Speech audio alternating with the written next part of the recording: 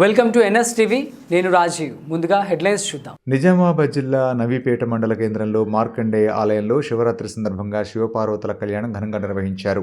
పండితుల వేద మంత్రోచ్చారాల మధ్య కళ్యాణాన్ని జరిపించారు. ఈ సందర్భంగా ఆలయంలో ప్రత్యేక హోమం చేపట్టారు. ఉదయం 8 గంటలకు మహాన్యాసపూర్వక రుద్రాభిషేకం, మండల పూజలు, పంచాసూక్త హవనము, రుద్రహవనము నిర్వహించారు. మధ్యాహ్నం శివపార్వతుల కళ్యాణం జరిపించారు. కళ్యాణాన్ని తిలకించేందుకు భక్తులు అధిక సంఖ్యలో తరలివచ్చారు.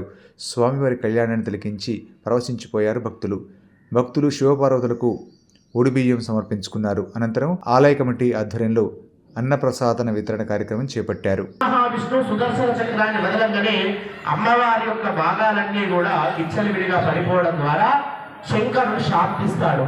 ఇప్పటికీ అమ్మవారు కలిగినటువంటి ప్రాంత భాగాలు కూడా 54 ఉంటే అందులో 18 భాగాలను గుర్తించడం జరిగింది. అవే మనకు అష్టాదశ శక్తి పీఠాలైనాయి. అందరూ కూడా అష్టాదశ శక్తి పీఠాలు నమస్కారం చేస్తున్నట్టు అది సతీదేవి యొక్క భాగాలని అర్థం. తర్వాత మళ్ళీ జన్మ పొందాలి. ఏ విధంగా అంటే ఈ సతీదేవి అవతారం చాలించగానే హిమవంతుడు అనేటువంటి కొండకు మరణిస్తుంది పార్వతీదేవి. నీ కడుపులో పుడతాయి. ఇక్కడ కొండకు కూతురు పుడుతుందమ్మా. కానీ